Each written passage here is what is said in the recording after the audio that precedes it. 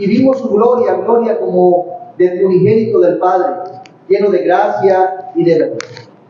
Juan dio testimonio de él y clamó diciendo: este es de quien yo decía, el que viene después de mí es antes de mí, porque era primero que yo. Porque de su plenitud tomamos todos y gracia sobre gracia. Pues la ley por medio de Moisés fue dada, pero la gracia y la verdad vinieron por medio de Jesucristo. A Dios nadie le dio jamás. El unigénito Hijo que está en el seno del Padre, Él le ha dado a conocer. Oramos. Padre bueno, queremos bendecir tu nombre, alabarte, darte gracias, honrarte, Señor, por tu preciosa palabra. Gracias porque a pesar de que tenga una sabiduría insondable y que muchas veces nuestros pensamientos no alcancen a comprender completamente lo que allí significa o lo que dice, tú sigues revelándote de manera clara. En nuestra finitud, tú te has querido revelar y te has mostrado claramente. Damos gracias. Gracias porque tu grandeza no contradice que has querido que nosotros te conozcamos. Gracias. Gracias. Te ruego pues que nos sigas acompañando y que Jesucristo sea siempre nuestro enfoque. Que la gloria de tu nombre, oh Padre, sea alcanzada por medio de un pueblo que busca a Cristo y dirigida pues por aquel que intercede por nosotros, por tu Espíritu Santo, que nos ha de consolar y recordar tu palabra.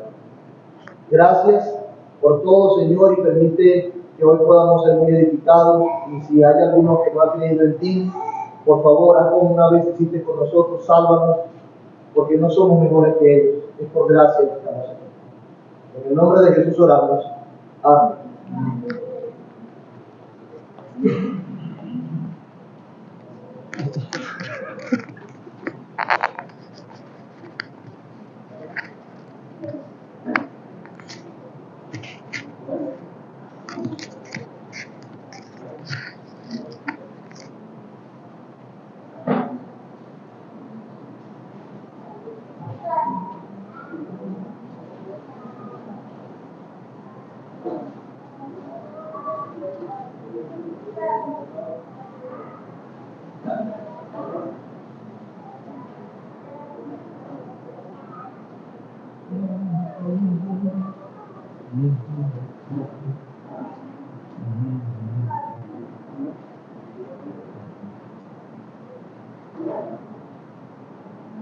Bueno, hermanos, continuamos con nuestras clases de discipulado inicial o del formato, por lo menos nuestro currículum que tenemos aquí.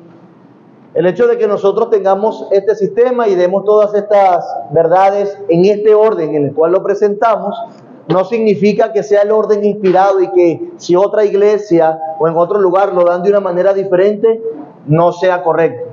Simplemente es un orden que nos pareció lo mejor, lo más ideal, los temas más importantes que una persona en su discipulado, antes de ser miembro de una iglesia, debe saber para profundizar en su fe, para madurar en la fe, para amar más a su Señor, para entender más lo que dice que profesa.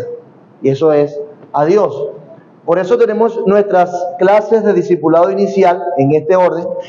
Y quisiéramos que todos, tanto los que están como aspirantes a la membresía, como aquellos que ya son miembros de la iglesia, que tienen años aquí, puedan refrescar algunas verdades que no pasan de moda, que siempre son necesarias para nosotros.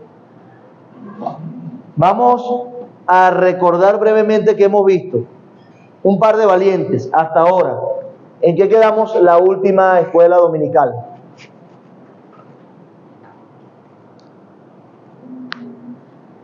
Ajá, ¿inglés? Ortodoxia, muy bien. ¿Y qué empezamos a ver en la ortodoxia? La palabra. ¿Qué vimos de la palabra? La palabra de Dios es sobrenatural. Ajá, tiene un origen sobrenatural, muy bien. Porque viene de Dios. Emily, ¿es suficiente para qué? para las recetas de la cocina del fin de semana. Ahí lo que enseñan es cómo sacrificar un cordero y, ¿verdad? Ok. Ok, hermana Zoraima. Muy bien, es suficiente y es completa, toda inspirada, muy bien. Es plena y en detalle es palabra de Dios, Rodrickson.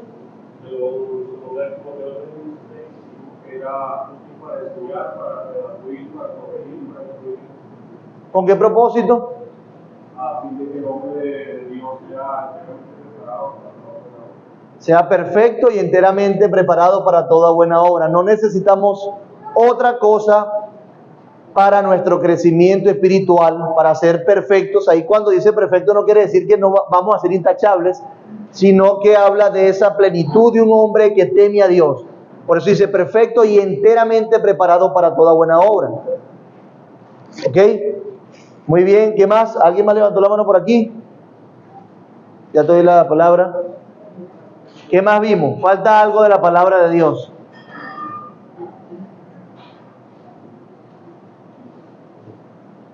¿No lo ha conseguido todavía en la nota, Frank? Está buscándolo ahí. En la nota, la primera. El primer encabezado. ¿Lo recuerdan? Ajá, eso fue la conversión, pero acerca de la palabra. ¿Es suficiente origen sobrenatural? Eso es lo que iba a decir. No, le quitaste la palabra a la boca.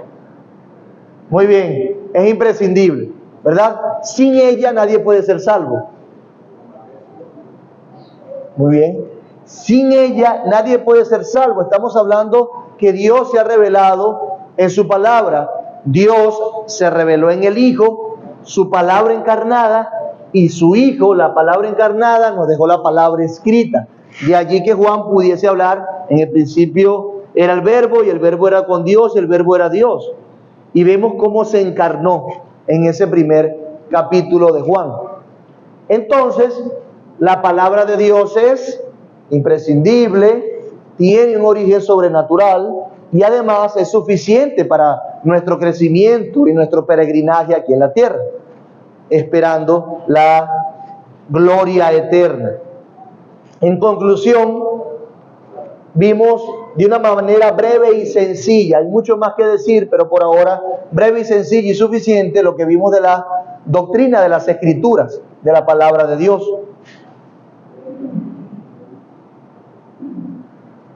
Nosotros tenemos eso dentro de nuestro currículo para los aspirantes a la membresía y de la clase de discipulado inicial, porque me temo que es una de las doctrinas más descuidadas de la iglesia moderna.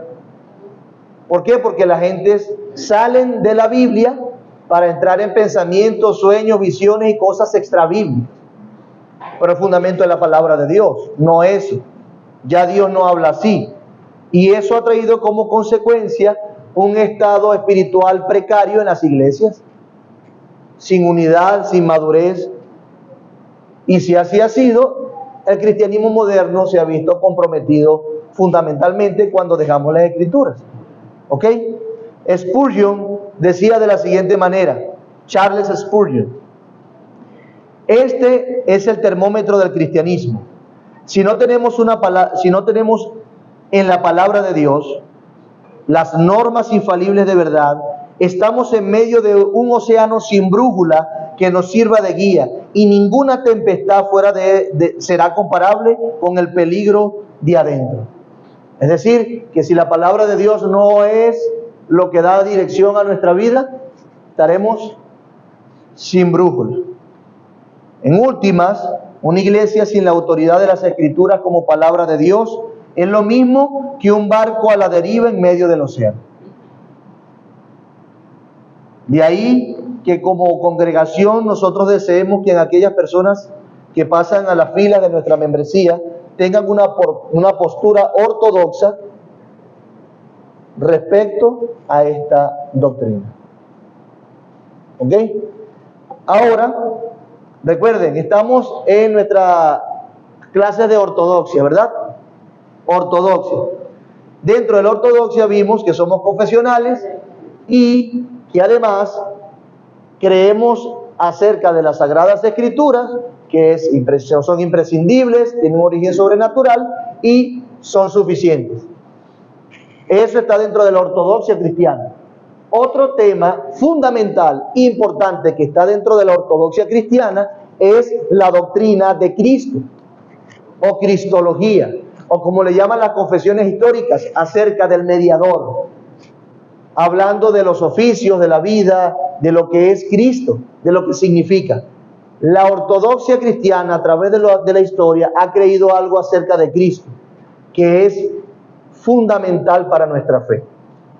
En otras palabras, y diría Juan el apóstol, si alguno no cree lo correcto acerca de Cristo, entonces no es cristiano. Y es tan categórico que dice, no solo que no es cristiano, ¿cómo le llama Juan? Anticristo. ¿Y qué más? Juan le llama en su evangelio ¿cómo? Hijos de Satanás. Son palabras literales de las escrituras, ¿ok? Así que lo que se cree de Cristo es importante, porque en Él está la salvación. La palabra de Dios, quien hemos visto que tiene un origen sobrenatural, donde Dios se ha revelado, nos enseña algo de Cristo que es indispensable para la fe cristiana. Hermanos, es en serio, si Cristo es nuestro Salvador y Él obró para efectuar esa salvación en nuestra vida, en sus planes eternos, intratrinitarios, entonces si creemos lo incorrecto o aseveramos lo incorrecto acerca de la persona de Jesús, no se puede ser cristiano. No se es cristiano. Es lo más valioso que tenemos. ¿A quién? A Cristo. A Cristo. Por lo tanto, es importante que todos nosotros estemos claros en lo que enseña la Biblia acerca de Jesús.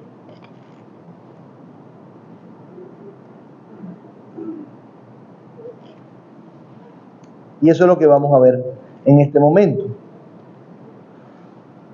Note que cuando leímos el pasaje de la Escritura para comenzar nuestra escuela dominical, hablábamos de un verbo que se hizo carne. En griego el logos, que se hizo carne. Y ese verbo, no solamente que se hizo carne, sino que si leemos al principio, dice, estaba con Dios. ¿Y qué más? Era Dios, ¿cierto? En el principio era, es, y estaba con Dios, y era Dios. Eso nos habla de, en esencia, de la eternidad. Si en el principio estaba, era Dios y estaba con Dios, es otra persona, pero es eterno y estaba en el principio. Ahora bien, de allí vemos que esto de la encarnación, esto de que Dios se haya hecho carne es algo sublime, precioso, es algo que trasciende nuestros estándares intelectuales y se torna en un asunto sobrenatural, profundamente espiritual, que es verdad, que es una realidad. Por eso hablar de la doctrina de Cristo es algo precioso, pero hermanos, abrumador, es algo que aplasta.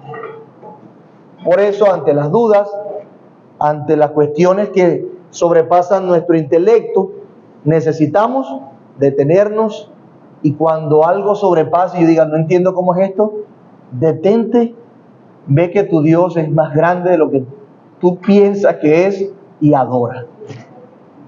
Se los anticipo, y adora, Señor, definitivamente tú eres Dios. ¿Ok? Entonces vamos a hablar de la doctrina de nuestro Señor Jesucristo. En segundo lugar, nuestra segunda doctrina o tema dentro de la ortodoxia cristiana, que creemos como iglesia y que todo cristiano debe creer. Ahora, hay algo que reconocer. Históricamente, la doctrina de Jesucristo ha sido algo controversial, muy controversial.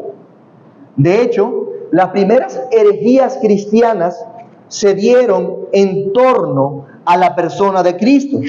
Tenemos, para que investiguen, Anótelo por allí. Dentro de esas herejías, el gnosticismo, el marcionismo, el monarquianismo, para que investiguen. No lo voy a tocar hoy, ni voy a responder en función de eso porque es algo más complejo. Mi idea es, como siempre hago, tratar de mostrar el billete verdadero y que luego ustedes comparen con las diferentes tendencias que puedan existir en el mundo. Gnosticismo, marcionismo, monarquianismo. Entonces, esas doctrinas o herejías afectaron la doctrina de Cristo, y a lo largo de los siglos la mayoría de las sectas o grupos religiosos pseudo cristianos, y vean que cuando ya creen algo diferente de Cristo empezamos a decir pseudo cristianos, ellos han profesado errores o debilidades en su cristología. Podemos decir sin temor a equivocarnos que esta es la principal doctrina que diferencia entre los muchos grupos religiosos monoteístas que proclaman creer en el Dios creador. Vean esto, hay religiones monoteístas y el cristianismo es una de ellas. Pero dentro del cristianismo como religión monoteísta, nosotros entendemos por la palabra de Dios que nuestro Dios es un Dios en tres: Padre, Hijo y Espíritu Santo. ¿Qué otras religiones no creen eso? Vamos a ver, levante su mano. Religiones no creen eso. Son monoteístas, pero no creen en la Trinidad. ¿Ok? Judíos, muy bien. Ajá, ellos están rayando por ahí en eso, correcto. ¿Qué más? El Islam. Ellos profesan creer en religiones monoteístas, un solo Dios. Alá para algunos, Yahvé para otros, que son los judíos, que son los más conocidos. Vamos a detenernos allí por un momento. Además, hay otras derivaciones que inclusive dicen creer en el mismo Dios de los cristianos. Sin embargo, cuando nosotros entramos a considerar lo que ellos creen sobre el Dios Hijo o la segunda persona de la Trinidad, hablando de Cristo, nos vamos a encontrar de inmediato de que sus creencias están totalmente contrarias a la palabra de Dios y nos distanciamos muchísimo de ello. Tenemos entonces a esas religiones que inclusive pensando en el pueblo judío, que son monoteístas, rechazan al Cristo, rechazan a Jesús actualmente. Y todo esto con las guerras actuales se vuelve otra vez a pensar cuál es el pueblo de Dios, que si Israel es el pueblo de Dios, que si debemos orar y defender a Israel. La cuestión es esta, que aunque digan que creen en el único Dios verdadero, en Jehová, en el Antiguo Testamento, pero si desprecian a Cristo, bienvenidos a la realidad. ¿Son pueblo de Dios? De ninguna manera.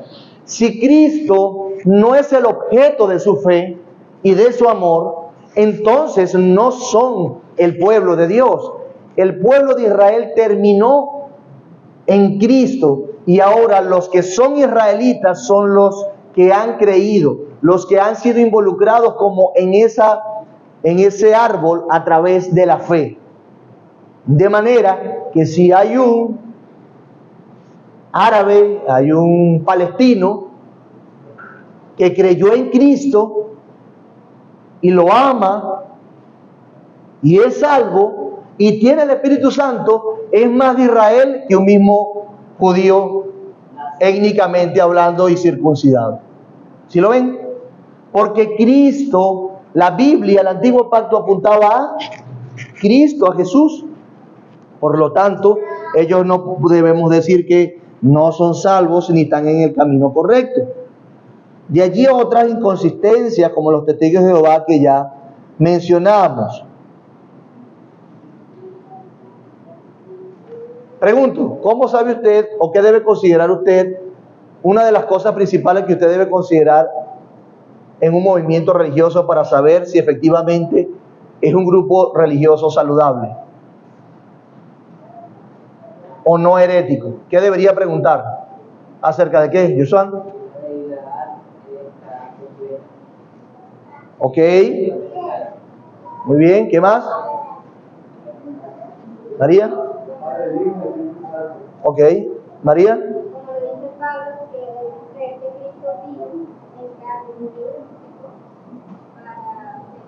¿Cómo se le llama esa doctrina? Cristología, ¿verdad? Pregúntale acerca de Cristo. ¿Qué crees acerca de Cristo? No me gusta usar la terminología o las diferencias denominacionales, pero debo hacerlo por cuestiones de honestidad. Y es que algunos pentecostales son unicitarios. ¿Sí? Unicitarios.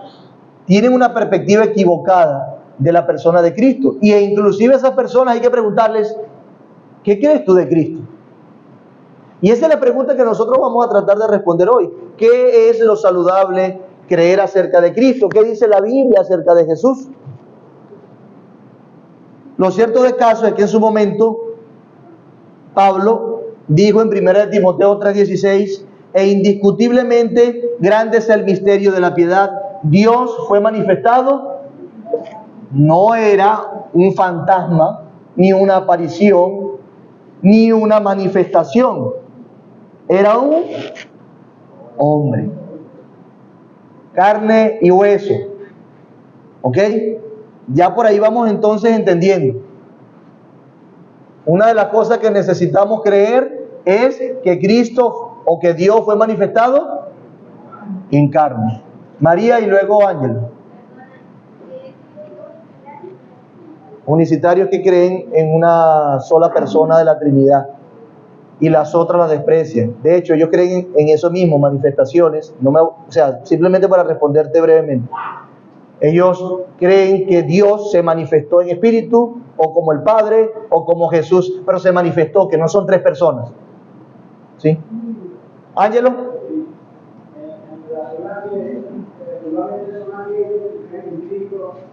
Los que son pueblo de Dios, como diría Pablo, los verdaderos judíos, en Romanos 2, 28-29, los no es judíos, el que lo es exteriormente, ni es la circuncisión la que se hace exteriormente de la carne, sino que es judío exterior e interiormente, y la circuncisión es la del corazón, en espíritu, no en lengua, la alabanza de la cual no viene de los hombres, sino de Dios.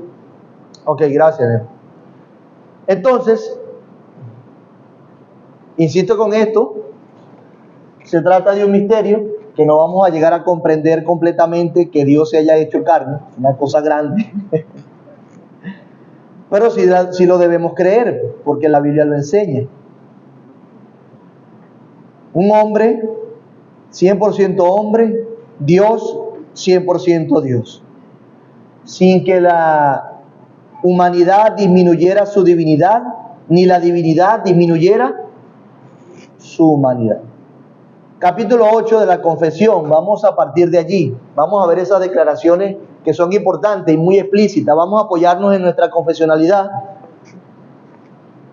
porque obviamente allí se confiesa lo que nosotros creemos acerca de Cristo. Capítulo 8.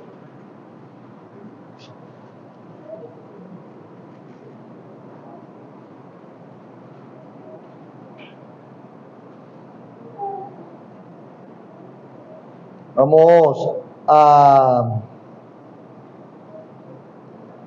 leer el primer párrafo.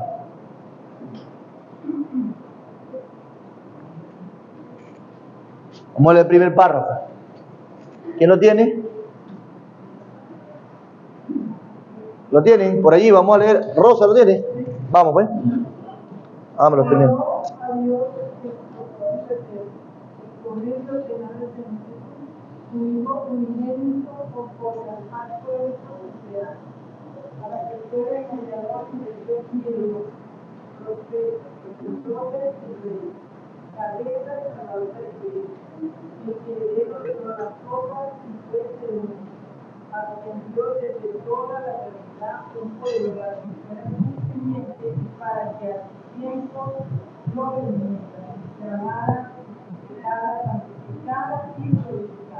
Muy bien.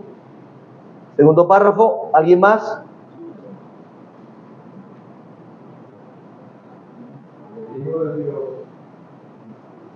la segunda persona, la santa Trinidad, siendo Dios verdadero y eterno, el autor de las cosas del Padre, confiar aquel que igual a él, que hizo el mundo, y tiene y gobierna todas las cosas, y a él, cuando llegó la plenitud del tiempo, tomó sobre sí la naturaleza del hombre, con todas sus propiedades sociales y con sus debilidades comportantes, aunque sin pecado, siendo concebido por el Espíritu Santo en el vientre de la Virgen María, administró sobre ella el Espíritu Santo y cubrirla del Altísimo con sus ojos.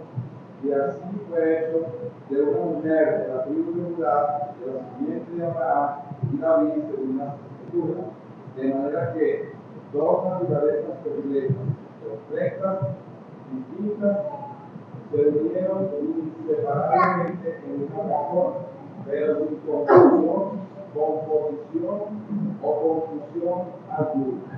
Esta persona es verdaderamente Dios y verdaderamente hombre, aunque un solo Cristo, el único mediador entre Dios y el hombre.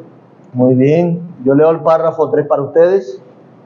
El Señor Jesús, en su naturaleza humana, unida hacia la divina, en la persona del Hijo, fue ungido y santificado con el Espíritu Santo sobre toda medida, y posee todos los tesoros de la sabiduría y del conocimiento, pues agradó al Padre que en él habitase toda plenitud, a fin de que siendo santo, inocente, inmaculado, lleno de gracia y de verdad, fuese del todo apto para desempeñar los oficios de mediador y fiador.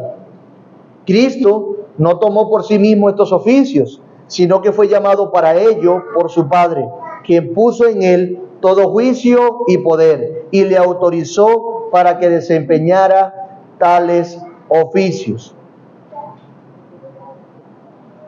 Vean hasta ahora cómo aquí Cristo es presentado no como más que hombre, no como más que Dios o menos que Dios, no como menos que hombre, sino plenamente hombre y plenamente Dios.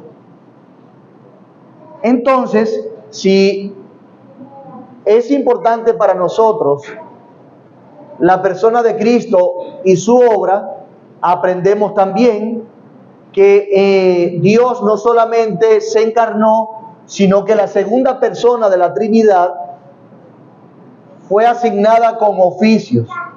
El Padre le dio oficios: profeta, sacerdote y rey. Y los oficios implican propósitos, labores, obras que hacer, cosas que cumplir.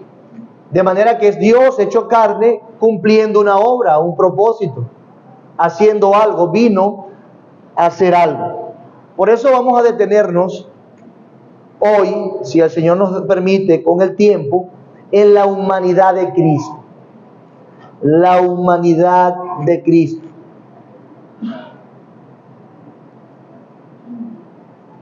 Ok. ¿Qué es un hombre? ¿Qué es una persona? Un hombre que estoy diciendo hombre de manera general, pero la humanidad. ¿Quién es humano? ¿Qué es un humano? Carne, ¿ok? ¿Qué más? ¿Qué dice Jamie? Una criatura, muy bien. Erlis. Tiene necesidades. Yo tengo muchas necesidades. ¿Quién más? ¿Qué más? Razona, muy bien. ¿Qué más? ¿Qué es un hombre? Piense en un hombre, no le dé pena. Yo me equivoqué muchas veces para llegar a este punto y todavía me falta muchísimo y me voy a seguir equivocando. Así que todos somos ignorantes en un sentido, así que no se preocupe. Samuel. Vamos para allá, Samuel. Habla más duro, papá, por favor.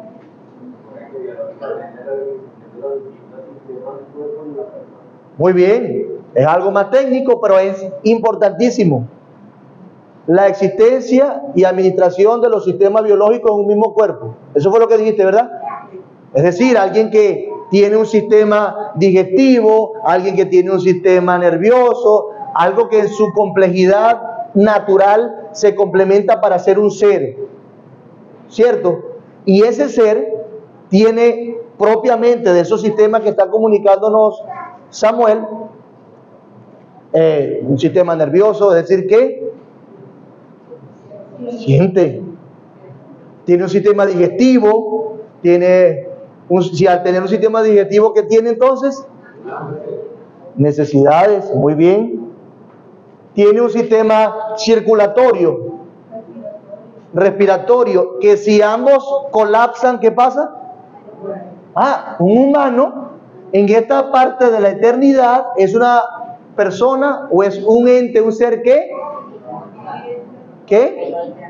finito, mortal, muere, muy bien, ¿cierto? ¿Qué más? Nace, es una criatura, como decía ayer, las criaturas se reproducen, muy bien.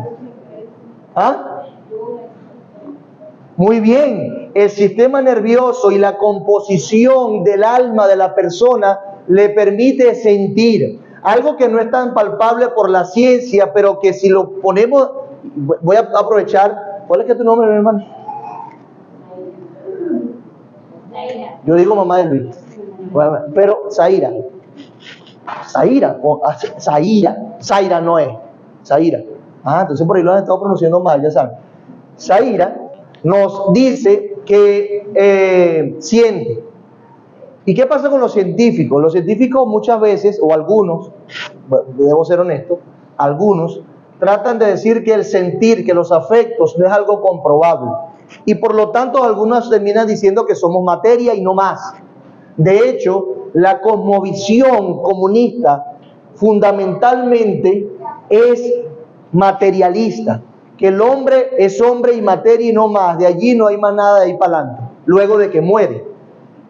Y de allí la tenacidad, de allí no solamente los comunistas, sino otros también, de allí que puedan ser tan crueles con aquellos que, aunque son iguales que ellos porque son hombres, no tienen la misma ideal, la misma perspectiva que ellos. Entonces, de allí, algunos científicos también creen, de esa misma, que el hombre no siente nada, o lo que siente simplemente es nada, no se puede comprobar. Pero recuerden esto, método científico, aprovecha que llegó Elías, que él es médico. ¿Qué es el método científico? Sí, algo que se basa, algo que se teoriza en principio y luego se puede comprobar a través de distintas maneras. Es decir,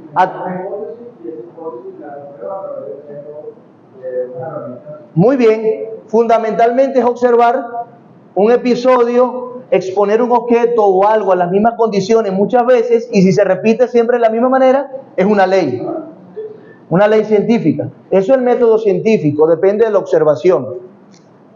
Ok, las emociones se observan, son perceptibles. Claro que sí. De allí que no todos los científicos ahora no crean en que en la existencia del alma. Si se siente, si se ve, si puede en alguna medida observarse, entonces es correcto, es científico, si usamos su mismo método. Por lo tanto, me desvío un poco del tema simplemente para reforzar apologéticamente algunos pensamientos acerca de la composición del hombre. Estamos hablando de que efectivamente un hombre, un ser, ya te doy la palabra, Elías, está también compuesto por afectos. Sí, él siente, él se duele. Y es algo que nadie puede negar. Porque si no, dale una patada en la costilla a alguien porque usted vea. O más de un dedo. ¿Sí? O a la persona que ama, recuerde cuando lo desilusionó. ¿Ok? Elías. Que ahora la gente está, digamos, haciendo distintos estudios donde ha comprobado que hay distintos factores para los sentimientos. ahí en los pies, a través de ciertos estudios, como casi convergen el comportamiento del cerebro ante cualquier estímulo de la persona. Entonces ya estamos realizando los centros de sentir. Muy bien. Hay algunos estudios, pero sería algunos estudios de los científicos han logrado avanzar precisamente el momento de cómo una persona llega de sentir, o sea, una persona muere. Y han encontrado variaciones interesantes, por ejemplo, una variación de peso en el cuerpo como tal, y a través de un episodio de luz en el instante preciso cuando la gente Fallece. Entonces, esos eventos hacen concluir que hay algo que no necesariamente está compuesto de materia que compone también la naturaleza. De allí que nosotros entendamos otro tema, que seamos dicótomos, somos un cuerpo y espíritu. Eso hace un ser. Y Cristo tenía un cuerpo y espíritu. Ahora, así como hay ese episodio de luz que los científicos se han dado cuenta las últimas veces, es interesante que años antes habían concluido que cuando se hace la vida y se fecunda el óvulo de una mujer, hay también un destello de luz. No voy a afirmar nada, pero aquellos que se encargaban de negar la fe por la ciencia, por la misma ciencia, están concluyendo que hay algo más que compone el cuerpo, no solamente materia. Por lo tanto, tenemos entonces la descripción de un hombre. Es carne, hueso y espíritu. Y eso lo tenía Cristo, pero ojo, vamos a centrarnos ahorita en su humanidad propiamente, en esa característica general. En el párrafo segundo de la confesión podemos ver, el que leyó creo que fue Rosa, ¿verdad? En ese que leyó Rosa, nos dice que Dios, o el Hijo de Dios, tomó sobre sí la naturaleza del hombre. ¿Qué tomó sobre sí? Muy bien, la naturaleza del hombre, con todas sus propiedades esenciales y con sus debilidades comunes o concomitantes. Soy hombre, por eso voy a ser un superhombre. Eso no fue lo que dijo. Soy hombre y sufrió como hombre, lloró como hombre y tuvo necesidades como hombre. Y esto es lo que se conoce en teología como la encarnación de la segunda persona de la Trinidad, que Dios se haya encarnado. Y con respecto de Cristo, todo lo que tiene que ver con su divinidad, su humanidad también.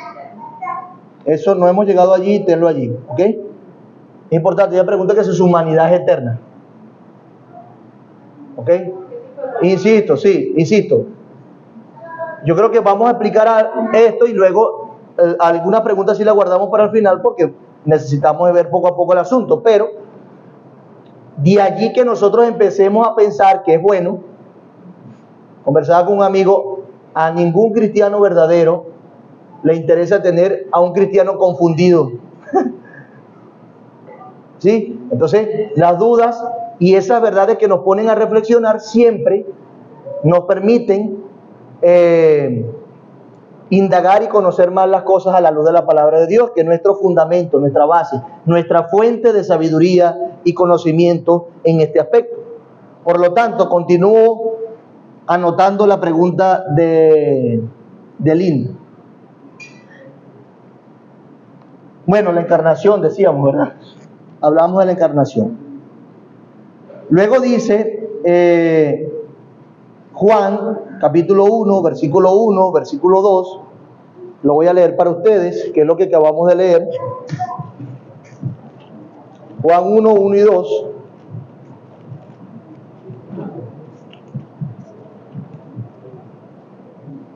En el principio era el Verbo, y el Verbo era con Dios, y el Verbo era Dios. Este era en el principio con Dios. Es decir, que ese verbo, hasta ese punto, si nosotros nos olvidamos de todo y nos detenemos en la lectura del verbo y nos preguntamos, ¿quién es el verbo? Bueno, ese verbo es alguien, es una persona que estaba con Dios, que era Dios y que desde el principio estaba con Dios y esencialmente era Dios. Eso es lo que tenemos en los primeros dos versículos. Aquel, entonces, si seguimos leyendo, que había estado con Dios desde la eternidad, dice más adelante, se hizo carne, tomando para sí, disculpen, la naturaleza humana, con todas sus propiedades esenciales, que es lo que dice la confesión, y atributos inherentes a la humanidad. Pero hubo un solo atributo que no fue inherente a él, a Jesús, de los hombres. ¿Cuál fue? El pecado, no el pescado, el pecado. Él no nació en pecado como el resto de nosotros.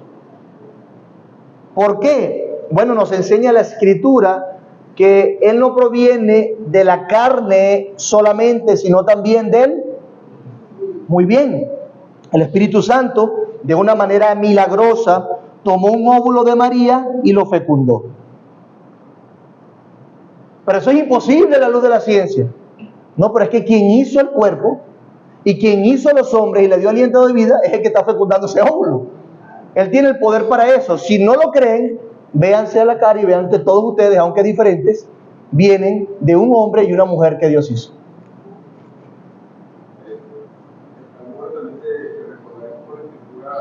Marca no solamente esa manera como Cristo nace, como la Escritura única de Cristo, sino que si vamos a ver el ejemplo, vemos como Dios le va a crear un hombre, vemos cómo crea a un ser humano. Muy bien. Excelente. Vemos cómo Dios va extraordinariamente dando diferentes formas de nacimiento, hasta hablar de nuevo nacimiento, hasta hablar de la transformación de nuestro cuerpo. Claro. Y esto es extraordinario. Claro. Entonces vean cómo Dios, sin reproducción, también hizo otro ser humano, ¿verdad? ¿Qué fue? A Eva, ¿verdad? De uno hizo uno primero y el otro sacó la costillita y de ahí, a partir de allí lo creó. Entonces aquí se ve cómo el Espíritu Santo fecunda un óvulo de María y desde ese momento en adelante el Hijo de Dios, la segunda persona de la Trinidad, conocido hasta ese momento como el Verbo, o el Hijo de Dios, o el Espíritu de Dios en el Antiguo Testamento, el ángel de Dios en el Antiguo Testamento, se encarna, adoptó una naturaleza humana como la suya, como la mía, como la de nosotros, pero una naturaleza sin pecado por la concepción del Espíritu Santo. Y esa es la enseñanza clara de las Escrituras. Cristo se hizo plenamente hombre. Eso lo enseña la Escritura. Pero, pastor, ¿cómo nosotros podemos saber que es plenamente hombre? Si bueno, él se dice que hizo milagros. Se dice que tenía características que los otros hombres no tenían, que sabía el pensamiento de las personas. Se dice que caminó sobre las aguas. Se dice que se transfiguró. ¿Cómo es eso entonces, pastor? Que no era 100% hombre. No, sí lo era. Y eso es lo que vamos a ver ahora.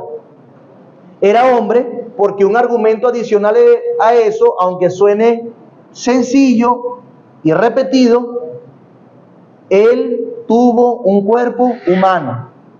No fue un fantasma, no se presentó como un animal, no fue una reencarnación en un león, que es una figura de poder. Se dice de él que era el cordero inmolado, pero no se presentó en forma de un corderito. Él fue un hombre. Él fue completamente un hombre. En Hebreos 2:14 se nos dice que Jesús tuvo un cuerpo físico como nuestro cuerpo, por aquellos elementos que están presentes en todo cuerpo humano. Dice, así que por cuanto los hijos participaron de carne y sangre, Él también participó de lo mismo. ¿De qué? Carne y sangre. Para destruir por medio de la muerte al que tenía el imperio de la muerte, esto es, al diablo. Si necesitaban salvación los hombres pecadores, nuestro Salvador debía ser un hombre que pudiese expiar y sustituirnos en la cruz. No fue un ángel, no fue un espíritu nada más. Dios es justo y su justicia implica y amerita que aquel que sea castigado por nuestros pecados sea tan hombre como nosotros. De allí que el autor de Hebreos diga, así que por cuanto los hijos participaron de carne y sangre, nosotros, Él también participó de lo mismo. ¿Con qué propósito? Para destruir por medio de la muerte al que tenía el imperio de la muerte, esto es al diablo. Es decir, la encarnación de la segunda persona de la Trinidad es el inicio de la muerte de Satanás, de su condenación, de su derrota. Fue un cuerpo real compuesto por carne y sangre,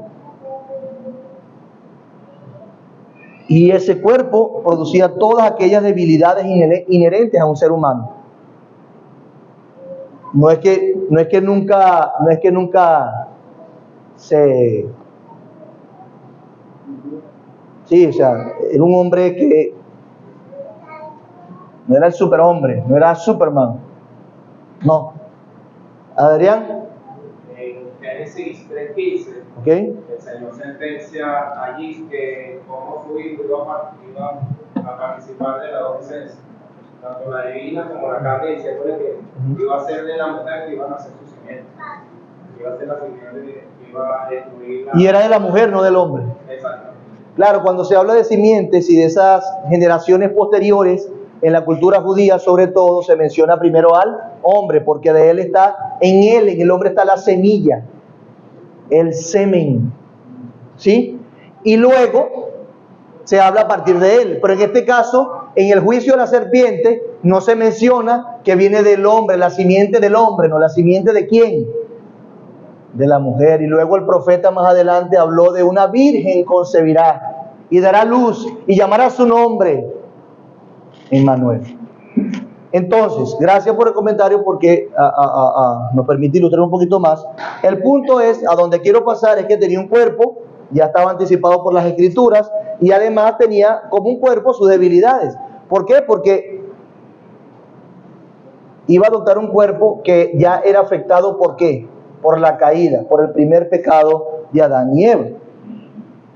Así que, ¿qué pasa? Como ya lo hemos dicho, y por eso quería introducirlo para que lo tuvieran fresco, así tenga que repetirlo varias veces. ¿Qué le da a usted cuando termina el culto?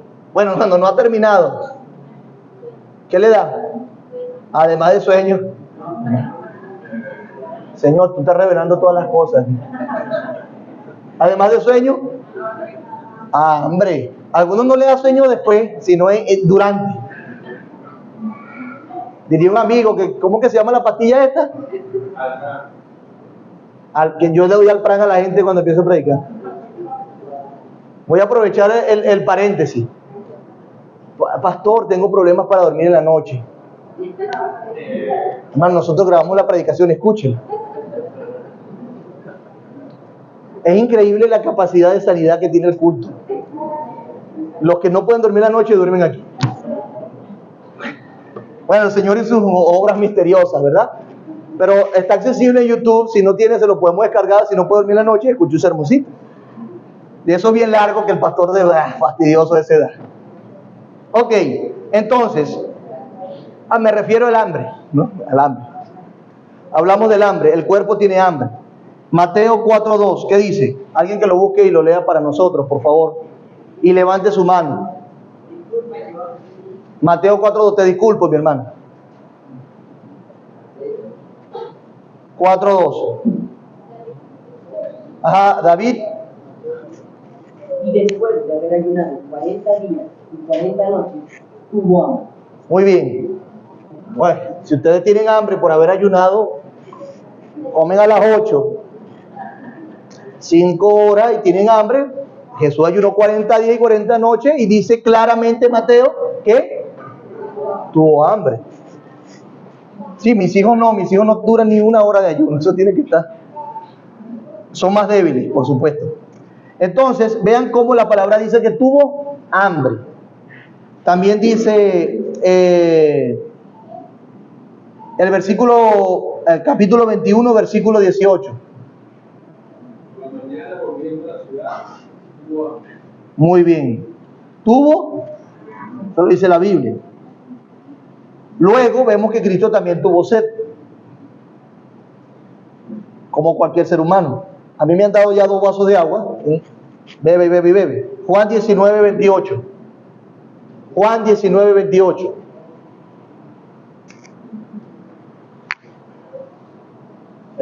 Fran. Después de esto, sabiendo Jesús que ya todo estaba consumado, dijo, para que la gente se confiese, tengo sed. Tengo sed. ¿Ok? Allí lo dice la palabra de Dios. Tuvo hambre, tuvo sed. ¿Qué dice Juan 4:6? Juan 4:6.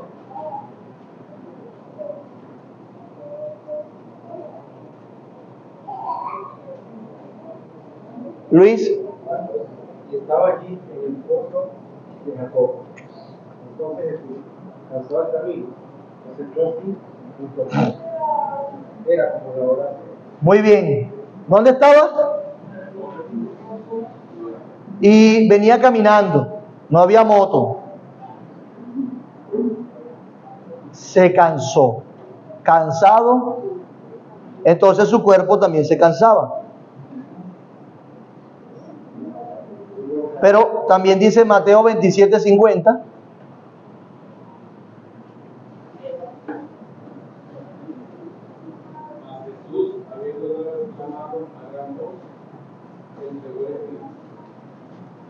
Mas Jesús, habiendo otra vez clamado a gran voz, entregó el Espíritu. Hermanos, Cristo, ante el desgaste físico de toda su pasión, sucumbió. ¿Cómo le pasa a quién?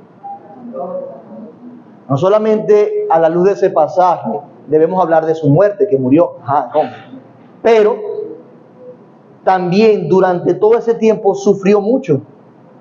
Crucificado, una de las torturas más crueles de Roma, cuidado, sino la más cruel, guindado, no amarrado, sino clavado. Eso descompensa, y la capacidad de sostener el cuerpo en esa estructura o en esa forma para evitar el dolor es algo increíble. Ya no pudo más y entregó su espíritu, clamando a gran voz. Eso le pasó a nuestro Señor, es decir, sucumbió, su cuerpo se cansaba. Todo esto nos comunica, físicamente hablando, que Jesús tenía un cuerpo físico, ¿verdad?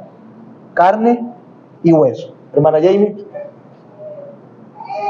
Además de eso, también vemos que no era un infantil, es decir, que no tenía emociones. Muy bien. En la segunda, me aparece un tipo, luego, de una manera santa, también amor, Así es. no era el ser humano que Insensible, sí, o impasible. Muy bien. Así, de hecho, ese es uno de los argumentos que vamos a ver acerca de que él tuvo emociones. Pero ya la hermana lo dijo, así que vamos a adelantar esa parte. Jesús también tenía una mente humana. Lo que nos conforma como hombres también es nuestra mente humana. Sí, Él es plenamente Dios. Agarra mi bolso y ponlo al piso. Él era plenamente Dios y como tal posee una mente infinita, es verdad, y un conocimiento exhaustivo de todas las cosas. Eso se le llama omnisciencia. No obstante, a la vez, como ser humano, poseía una mente común, una mente sujeta al aprendizaje y a los límites del conocimiento. Ya va. Omnisciente y una mente humana sujeta al aprendizaje, sujeta a los límites del conocimiento. ¿Cómo se come eso, verdad? Si omnisciencia es que todo lo sabe. Así Dios nos reveló a su Hijo en las Escrituras. Y la gloria de esto no es lo que no conocemos o lo que no podemos comprender, sino que efectivamente así se comunicó, que en el ser de la segunda persona de la Trinidad encarnada estaban ambas naturalezas, en lo que significaba. Y allí es donde está la gloria de eso, que hizo todo lo necesario, vivió y pasó todo lo necesario para que todo justamente pasara para la salvación de los hombres y la gloria de Dios. Perdone que me adelanto a la reflexión porque me apasiona eso, y lo que quiero es que vean la gloria de eso para nuestra piedad y no la incomprensión de eso para nuestra incredulidad. ¿Ok? Queda claro en pasajes como Lucas 2:52 que Jesús tuvo una mente humana. Lucas 2:52. Bueno, porque ya nosotros terminamos, yo aquí hablando, ¿vale? Lucas 2:52. Alguien que levante la mano para que lo lea, por favor. Ochoa. Y Jesús crecía en sabiduría y en estatura y en gracia para con Dios y los hombres. ¿En qué crecía?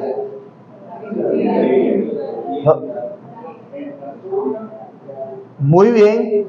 O sea que, ¿verdad? Creció un hombre. Pero no solamente eso, sino que Lucas declara, dicho sea de paso, Lucas era cronista y también era, y él expresó de eso de esa manera, y vemos cómo exalta la humanidad de Cristo. Él sabe cómo manejarse en ambas áreas, el crecimiento intelectual y el crecimiento físico, y eso fue lo que comunicó de Cristo, en sabiduría y en estatura. Es decir, aprendió.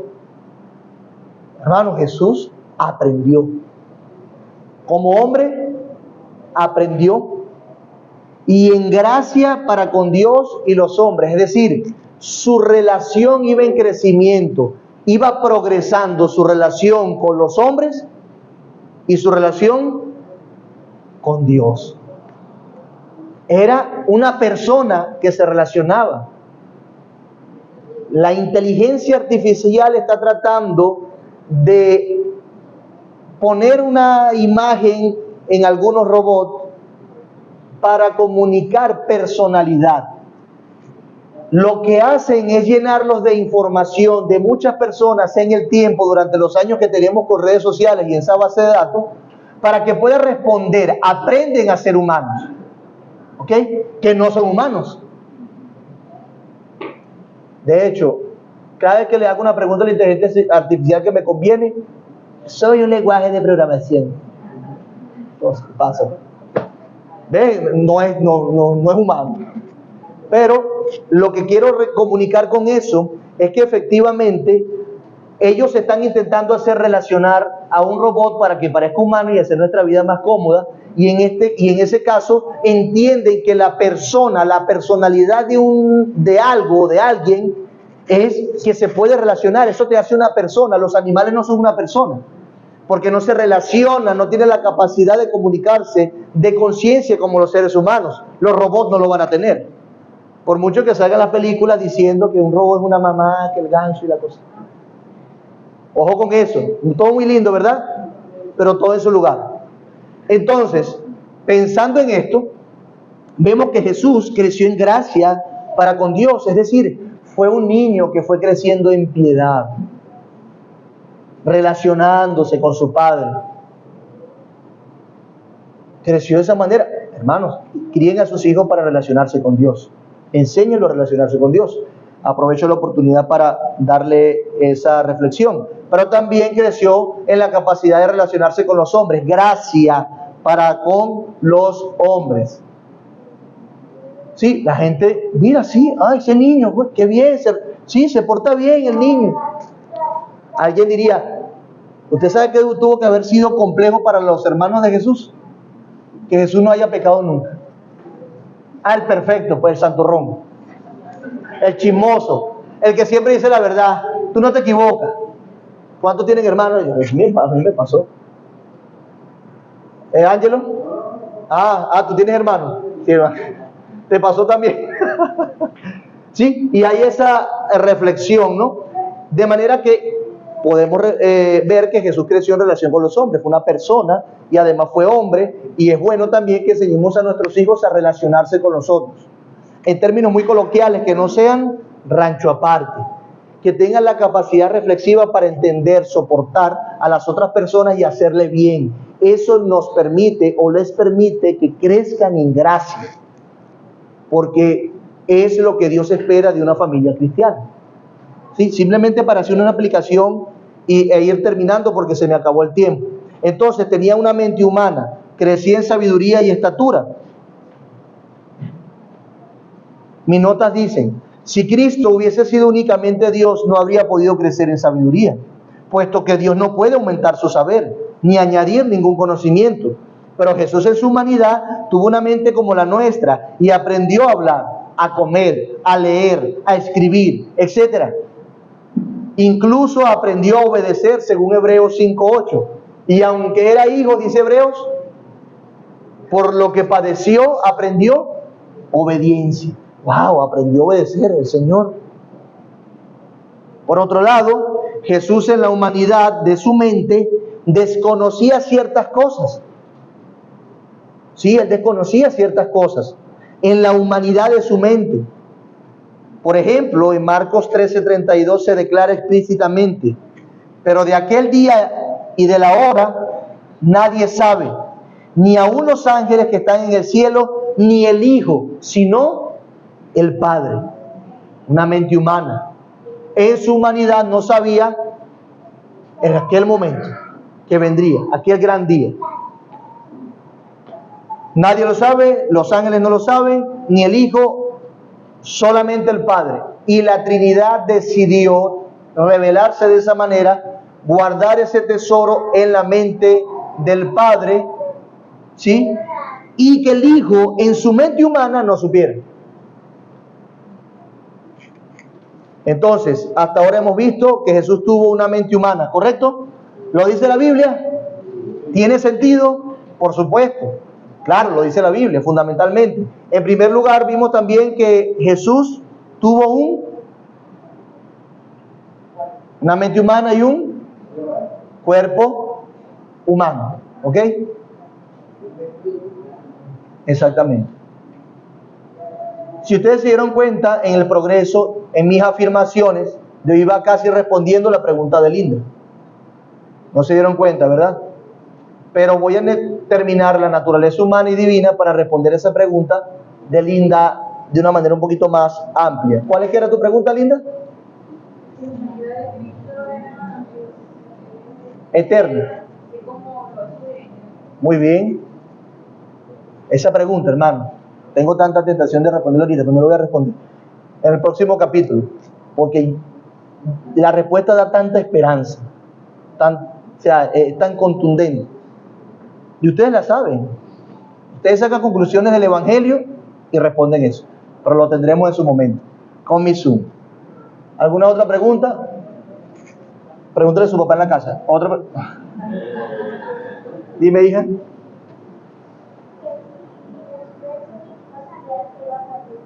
De chiquitico. Bueno, algunos entienden que no. Cuando digo algunos es que los estudiosos entienden como él aprendió que él era el Mesías. Es decir, si aprendió que era el Mesías en un momento en la historia que él no sabía que iba a morir. Es su naturaleza humana. ¿Ok? Hasta que lo aprende. Y algunos atribuyen ese evento específico al momento en que Jesús se perdió algunos días. ¿En dónde? Muy bien. ¿Dónde está el niño? María, buscándolo. Se devuelven al templo. Y allí es donde él categóricamente responde que y ahora lo dice. Imagínense, y María guardó todas las cosas. Entonces, eso es una respuesta, Naomi, para decirte más o menos que efectivamente entendemos por las Escrituras que Jesús tuvo que aprender, y si tuvo que aprender posiblemente entonces no sabía en algún momento que iba a morir. ¿Sí? ¿Alguien más? Y terminamos.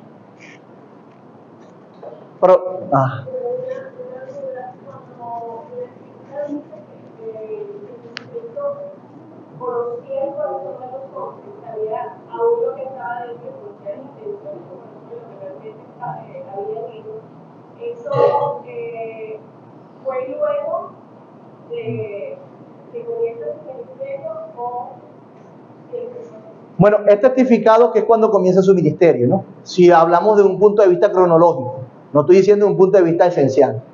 Cronológicamente sí, luego de su ministerio, o en su ministerio, mejor dicho, que comienza su ministerio. Pero cuando estamos, para responder esa pregunta que creo que sé para dónde vas, hay que analizar el contexto de los evangelios y el propósito que tiene el autor al comunicar eso. Porque efectivamente cada vez que el autor comunica eso, está comunicando la deidad de Dios o de Jesús en ese sentido. Y cuando comunica la deidad de Jesús, está diciendo, sí, él era hombre, pero ya en el cumplimiento de sus labores, en su obra, él sabía lo que los hombres pensaban y por lo tanto podía responder de esta manera, que confirmaba su deidad. De manera que podemos decir, sí, allí ese versículo es un fundamento para hablar de la deidad de Jesús. ¿Correcto? Bueno, hermanos, vamos a orar para terminar, se nos acabó el tiempo. Señor, te damos gracias por tu